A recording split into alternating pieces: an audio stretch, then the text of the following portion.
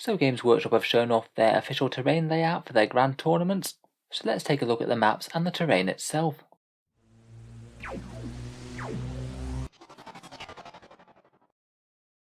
Hello and welcome back to Warspecs Tactics, the strategy focused 40k channel, where today we're talking about Games Workshop's official terrain maps, which they showed off in a MetaWatch article that I'll link down in the video description. I thought we'd have a talk about the terrain itself, the maps that they've set up with it, and just talk through a few of the positives and negatives, at least in my eyes. So first up, these terrain layouts are going to be used in their Warhammer GT series, the 3 events in the USA this year: Orlando, New Orleans, and Austin.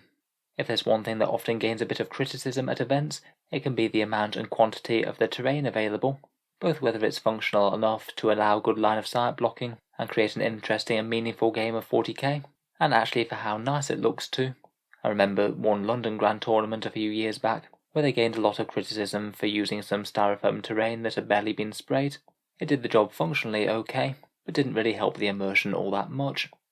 Many of the big tournaments recently have been embracing standardized terrain maps, so you can actually know what to expect when you're turning up to an event. To my knowledge, this isn't something that Games Workshop have ever massively done themselves.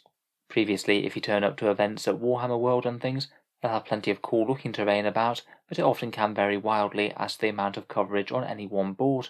Obviously that can be pretty annoying when you're turning up to a competitive event.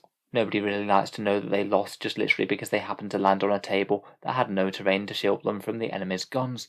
I personally think for the higher end grand tournament events that they seem to be running here, a standardized terrain map is a good idea, and it does help with game balance, particularly as it allows people to think out how much terrain they want on the board and where it's going to be placed before the event happens. I think it's quite nice to see Games Workshop leading by example in this, and might serve as a bit of a leading light to people playing their standard games at home if they wanted to try and make things a bit more balanced. I know standardized maps aren't everyone's cup of tea though, the main criticisms I see being that they're just a little bit more boring. Fighting on interesting and diverse battlefields is sometimes what people prefer when they turn up to an event, and I've heard plenty of people who prefer a bit more asymmetrical terrain, with boards that might give slight advantages and disadvantages depending on which end you choose, but tend to be largely balanced overall.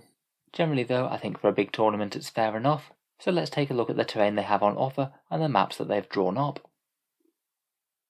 So here's their picture of the actual physical terrain that you'd be fighting over. This set does seem to be very fancily painted indeed. I'm sure that this might be more of a display piece and you might not get quite this quality on every table, but I'd imagine that the rough size and shape of the things will be pretty identical to this. First up, the most interesting thing about this are those snazzy perspex bases that the pieces have. That's not something that I've ever actually seen people do before, but I must say I really quite like the effect that it has. It means that they tie in well with whatever battle mat they're plonked down on, and personally I do quite like the way that they create a ruin with a defined footprint. Maybe one of my small criticisms of Tabletop Simulator or ruins and things that don't have bases is that it's sometimes a little bit tricky to tell exactly where the footprint of the ruin lies. I think it's quite nice to have a fairly generous amount of area terrain. It can be a bit better for infantry squads getting light cover, and it might make it a bit more impactful on the game for troops.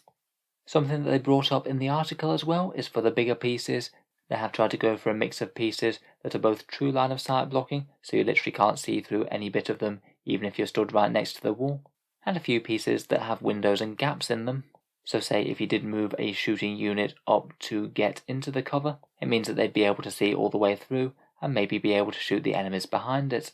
At least in this example, it seems that the pieces that are facing towards the enemy do have a solid big line of sight blocking bit, so you could keep some units relatively safe even if they were venturing towards the midfield, say if you're playing a Dawn of War style deployment here.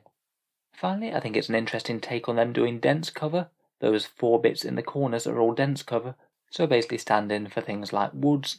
I feel like it's an interesting take on that. They seem to be using some nurgly bits there, maybe implying they've got some sort of pestilential miasma coming off them, and they're mainly revolving around one central spike in the middle, with a perspex space jutting off them, so you could presumably get any models in cover provided they were touching that base. Potentially quite an interesting way of letting models interact with them a little bit easier. Sets of woods and things look really quite cool on the board, but can sometimes be a little bit tricky to manoeuvre around with things like vehicles or any infantry models that are just a bit bigger than average. I think it looks quite fun and effective to me.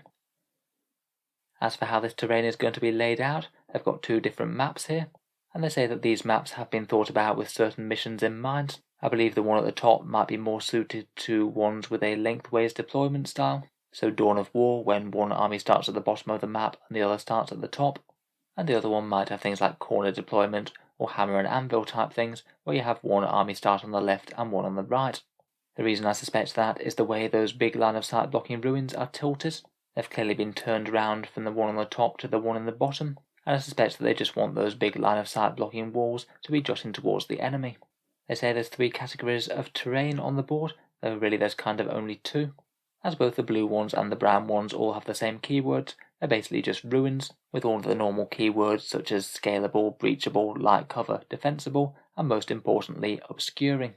To me this looks like a very appropriate amount of nice obscuring terrain on the board.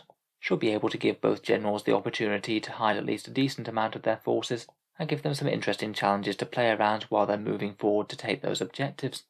The green ones, those little plague furnace things, they're difficult ground and dense cover, and they're fairly well hugging the edges of the board. I kind of feel that on the top map they might be a little bit meaningless, they're crammed right into the corners, so they're really only going to be all that good for protecting long-range shooting units or infiltrating units jumping into the corners. I think they'll be a bit more meaningful on the one on the bottom. If there are any firefights going on the flanks of the army, they might well be affected by the dents. Overall though, I think that both the maps look really good. Solid terrain pieces to stop one army getting shot to bits on the Alpha Strike, and they look like they'll do well for competitive events. Maybe a tiny bit on the simplistic side compared with most 40k battlefields, no random barricades or crates scattered everywhere, but again I'm not sure that that's the worst thing in the world if you're trying to make a balanced battlefield, and I think that they've done the important things well. So to sum up, here are a few of the positives and negatives in my opinion. I like the fact that there's good amounts of central line of sight blocking terrain, good to see that Games Workshop really understand their own game a lot better than they used to, and I like the way that some of the obscuring terrain does have some good true line of sight blockers as well. Games Workshop deliberately using some of their terrain that doesn't have too many windows in, as can sometimes be a bit of an issue for their fancy kits. I think they're 4 standardised terrain boards, they're quite fancy looking, and I really quite like the Perspex bases. They'll both be handy, and they feel very snazzy too. And finally, I do like the idea of standardised maps for competitive events, to give both players a more reliable experience, just to remove one more element of randomness from the game. As for criticisms, I could see these being a little bit punishing towards big models. Something like Mortarion or Imperial Knights are pretty much never going to be able to hide out of line of sight here. I know some tournaments go in for some truly massive L-shaped ruins, which can allow you at least some option to hide these big models, and perhaps at least somewhere on the board that they might have been able to hide for a turn might have been nice. I do appreciate though if they want to be building some very fancy terrain, that would add a massive amount more work to their production, to make maybe a couple of those really big ruins twice as tall as they were. I do think that they might struggle a little bit with movement lanes on the second map as well. I'm not sure if you'll be able to fit a Knight or a Baneblade through the centre of the map, and they might have to go all the way around the side. That would be pretty killer if you were trying to make an all-Knights army work. To me, the deployment zones also seem at least relatively open as well. The centre of the board's relatively well covered, but if you do manage to get a fast unit or aircraft behind enemy lines, then they're going to be able to shoot virtually whatever they want. Finally, as I mentioned before, I'm just not really sure that the dense cover's all that meaningful in this first map. I guess it could come in handy from time to time, but sticking it almost as far in the corners as it can possibly go means that its use is going to be limited. Overall though, I'd certainly give these maps a big pass myself, and I'd happily go to a tournament running this kind of terrain if they did decide to run one in the UK. It is quite nice to see Games Workshop make progress like this.